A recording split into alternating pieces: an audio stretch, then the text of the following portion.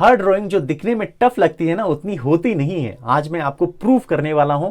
और ये बनाने वाले हैं जो ड्राइंग आपने देखा, बिल्कुल ही सिंपल लाइन से। सिंपल लाइन मतलब जो भी एंगल में आप देखते हो, अप्स एंड डाउन और स्लांट लाइन, ये सब के थ्रू हम लोग बनाने वाले हैं। अब देखो, ये लाइन के थ्रू ऑब्जेक्ट तो हम लोग बनाते हैं। यहाँ पे स्क्वायर मैंने आपको बना के दिखा दिया कि सिंपल लाइन से हम लोग स्क्वायर बना सकते हैं। जनरली क्या होता है ना, इसी स्क्वायर लाइन से हम लोग कई सारे ऑब्जेक्ट बनाते हैं और बिगनर भी बनाते हैं। अब देख लो, ये स्क्वायर बना है और स्क्वायर बनाने के बाद दो यहाँ पे हैंडल बना दिए। इसका मतलब कि हमारा कप रेडी हो चुका है। कप कहो या मग कहो, यहाँ पे फिर भी हम लोग एंगल चेंज करके इसमें डेप्थ लेके आएंगे। जैसे ये दोनों सिंपल लाइन है, लेकिन यहाँ पे ओवल का शेप देखे ना, इसमें आप डेप्थ दे सकते हो। और ये कब आता है, जब एंगल चेंज होता है कैमरे का। तो यही आज हम लोग बनाने वाले हैं। तो यहाँ पे देख रहे हो ना कि एक स्लिपी लाइन और एक स्ट्रेट लाइन।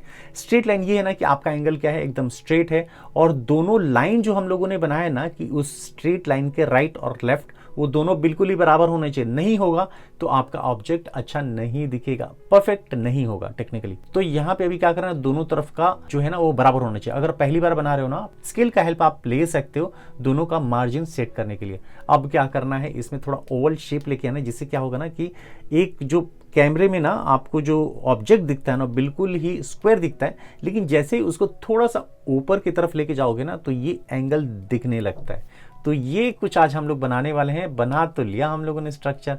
अब इसके बाद आ जाता है कि स्ट्रक्चर को डिफाइन करने का। तो यहाँ पे जितने भी मल्टीपल लाइंस होते हैं ना, उसमें से सिंपल एक लाइन आपको लेके आना है। मल्टीपल लाइंस और जितने भी रेफरेंस लाइन है ना, उसको हम लोग इरेज कर देंगे। इससे क्या होगा ना, कंफ्यूजन दूर रहेगा।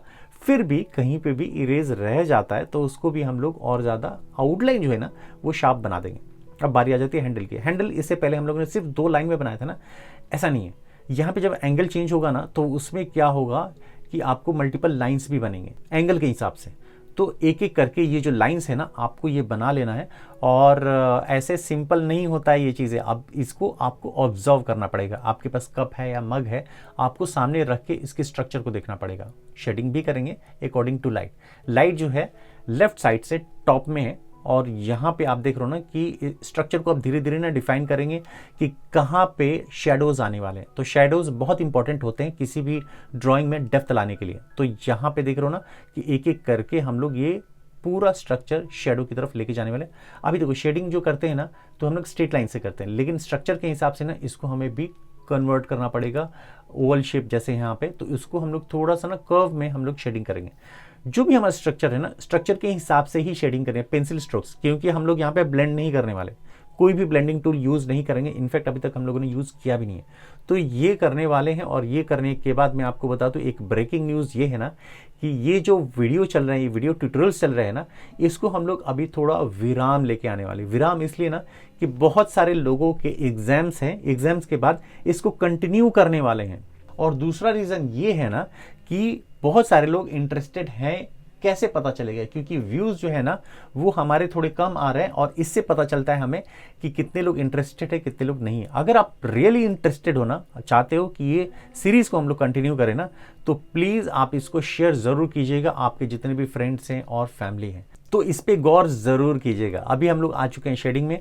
लाइट डायरेक्शन जो आप देख रहे हो ना, वहाँ पे जहाँ पे लाइट हिट कर रही है, वहाँ पे भी शेडिंग ज़रूरी है।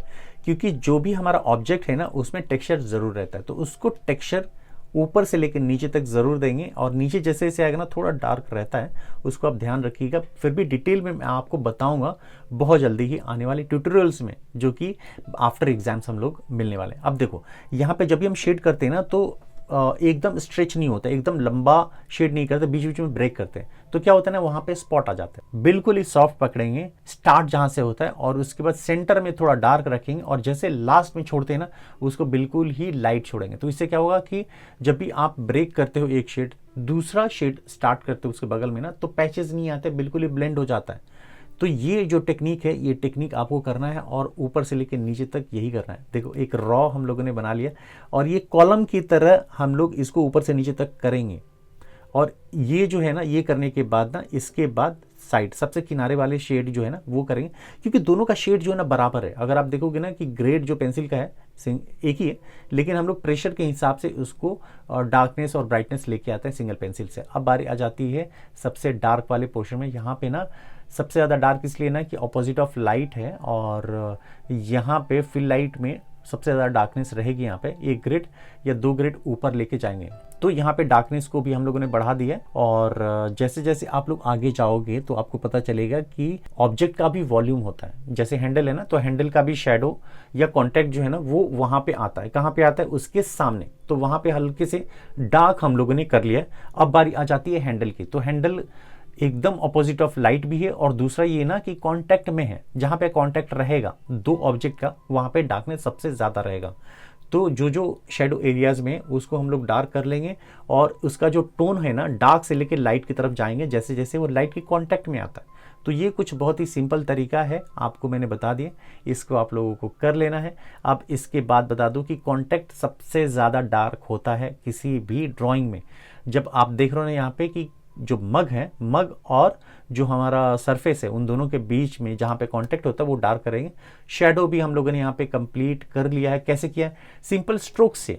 तो बहुत ज़्यादा आपको कुछ करने की ज़रूरत नहीं है। जितने भी मल्टीपल लाइन्स है उसको इरेज कर लीजिए, और हमारा ऑब्जेक्ट ऑलमोस्ट रेडी है। और यहाँ पे जो स्ट्रोक्स देख रहे हो ना कि पहली बार मैं यहाँ पे अप्स एंड डाउन कर, मतलब कि उसको स्टैंडिंग लाइन में मैं शेड करूँ, इससे क्या ना थोड़ा ब्लेंड और ज़्यादा बेहतर हो जाता है। जैसे हम लोगों ने जितने भी किए ना सब स्लीपिंग लाइन में शेडिंग किए। अब इसको थोड़ा सा ना स्टैंडिंग, लेकिन बहुत ही लाइट होना चाहिए। जितना भी हम लोगों ने शेड किया ना, जितना हम लोगों ने लाइट डायरेक्शन में किया था ना शेड, वही उतना ही करना है यहाँ पे। और कहीं पे भी गैप नहीं देना है, आपको गैप नहीं देना है, और एकदम मतलब क्लोज रखना है शेड को।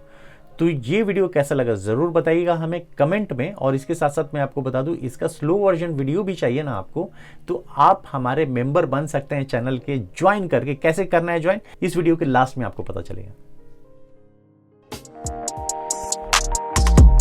तो YouTube पे जाके आपको टाइप करना है स्केचबुक बाय अभिषेक, मेरा चैनल ओपन हो जाएगा, कई सारे वीडियो दिख जाएंगे। तो उस वीडियो में से कोई भी एक वीडियो आपको सेलेक्ट कर लेना है। ओपन करने के बाद उसमें आपको दिखेगा एक टाइटल बार, जहाँ पे उसका टाइटल होता है, जैसे यहाँ पे Day 1 वगैरह लिखा हुआ है, ड्राइंग फॉर बिगनर्स लिखा हुआ है। उसके जस्ट नीचे आपको एक ज्वाइन बटन दिख जाएगा। ज्वाइन बटन पे क्लिक करना है, और यहाँ पे कई सारे ऑप्शन आ जाएंगे, जो कि अब तो 29 रुपीज़ से भी आ चुका है। तो यहाँ पे आपको क्लिक कर देना है ज्वाइन बटन, और उसमें आपको पेमेंट कर देने के बाद आप एक्सेस कर सकते हो वीडियोज़ को।